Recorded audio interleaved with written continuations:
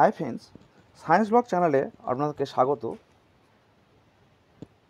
এখন যে বিষয় নিয়ে আলোচনা করব তা হলো যে এসএসসি যে গ্রুপ সি এবং ডি এবং লাইব্রেরিয়ান পদের যে নিয়োগের গেজেট প্রকাশ করেছে, সেখানে এজ, কোয়ালিফিকেশান, নাম্বার ডিভিশন এই সমস্ত বিষয় নিয়ে আলোচনা করব।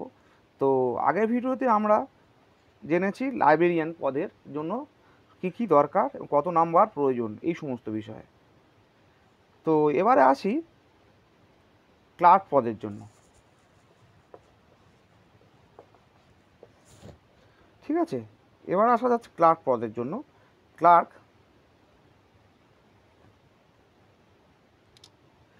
পদের জন্য কি বলছে না, এজ রিল্যাক্সেশন প্রথমে হচ্ছে আপনাদের দেখা যাক হচ্ছে এডুকেশনাল কোয়ালিফিকেশান। এডুকেশনাল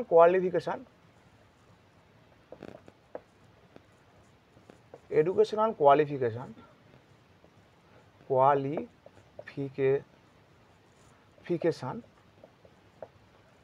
বা শিক্ষাগত যোগ্যতা। কি না, শিক্ষাগত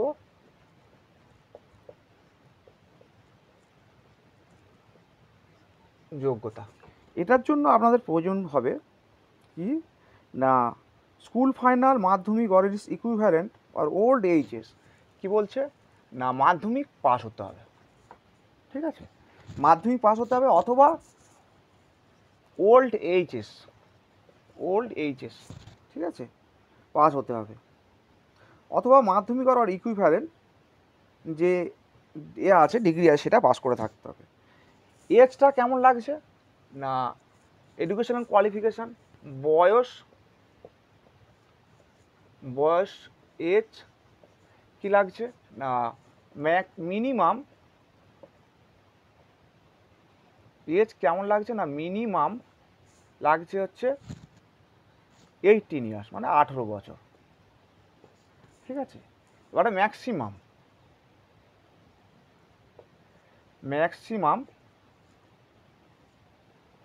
লাগছে হচ্ছে 40 ইয়ার্স, মানে হচ্ছে 40 বছর। ঠিক আছে, এজ রিল্যাক্সেশন কারা পাবে না, বয়সের ছাড় কারা পাবে না, এসসি পাবে হচ্ছে 5 বছর, এসটি পাবে হচ্ছে 5 বছর,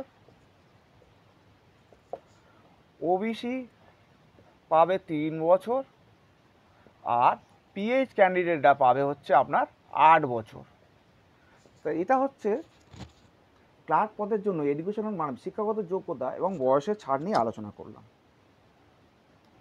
এবারে আসি এদের নাম্বার ডিভিশনটা।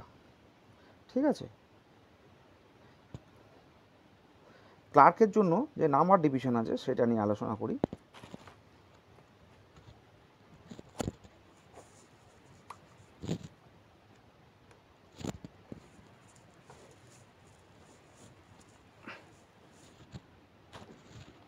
নাম্বার ডিভিশনটা দেখুন,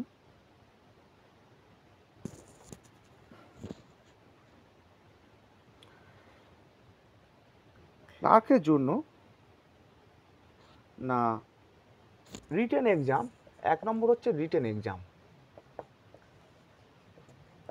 রিটেন এক্সাম কত নম্বরে হবে না,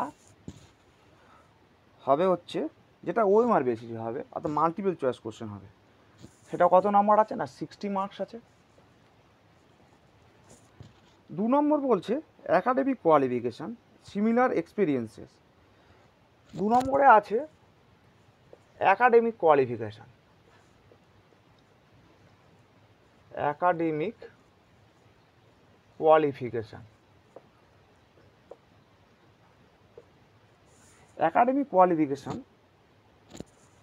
প্লাস কি আছে না, এক্সপিরিয়েন্স।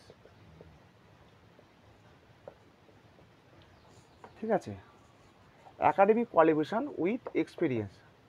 টোটাল কত আছে না, টোটাল হচ্ছে 15 মার্কস। ঠিক আছে, এর মধ্যে অ্যাকাডেমিক আছে,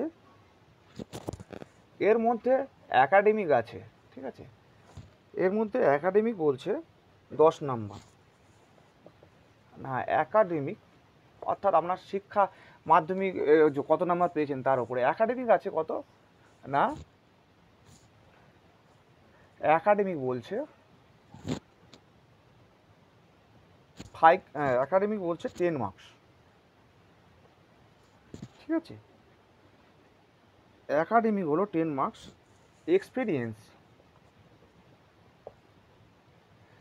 এক্সপেরিয়েন্স বা 5 মার্কস, এই দুটো মিলিয়ে এই নাম্বারটা।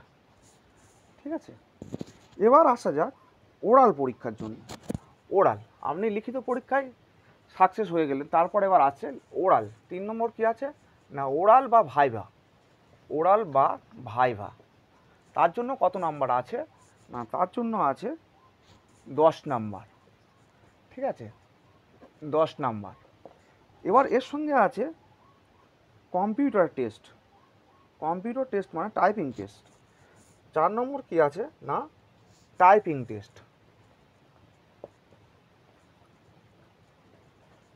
টাইপিং টেস্টে কত আছে না, 15 মার্কস। এই ইন্টারভিউ নাম্বার এবং টাইপিং টেস্ট অবশ্যই তখনই পাবেন আপনি যদি ইন্টারভিউ বোর্ডে উপস্থিত থাকেন। তাহলে টোটাল কত হচ্ছে আমাদের,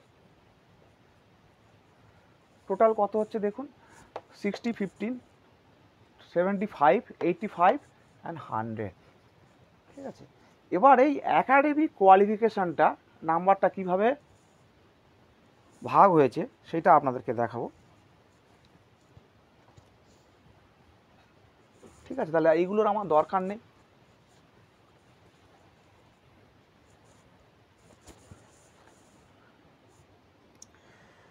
একাডেমিক কোয়ালিফিকেশান, শিক্ষাগত যোগ্যতার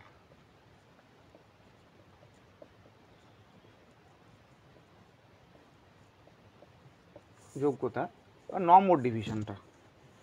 ঠিক আছে, নম্বর বিভাজন।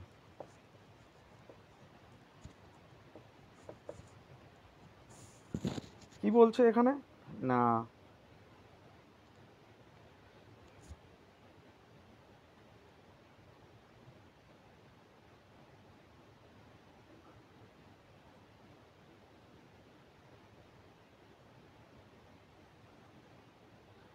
ক্লার্কের জন্য কত আছে না, মাধ্যমিক বা স্কুল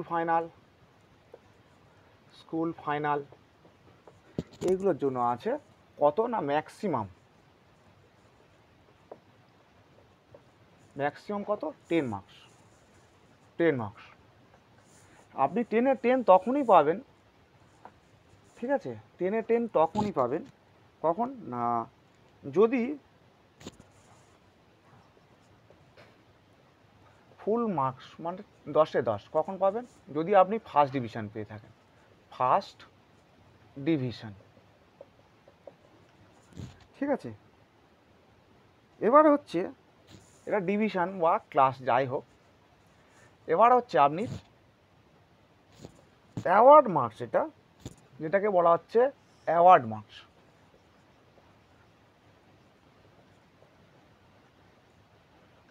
অ্যাওয়ার্ড মার্ক কত হচ্ছে এখানে আমাদের না, 8 সেকেন্ড ডিভিশন অর ক্লাস, আর এটা হচ্ছে 6 আদার্সদের জন্য। ঠিক আছে, তাহলে ম্যাক্সিমাম মার্কস কত হতে পারে আমাদের না, 10। ফুল মার্কস কারা পাবে, যারা হচ্ছে ফার্স্ট ডিভিশন পেয়েছে তারা। 8 নাম্বার তারা পাবে যারা হচ্ছে সেকেন্ড ডিভিশন পেয়েছে। ঠিক আছে, আর 6 নাম্বার পাবে আদার্স ক্যান্ডিডেটরা, মানে যারা আদার্স ডিভিশন পেয়েছে।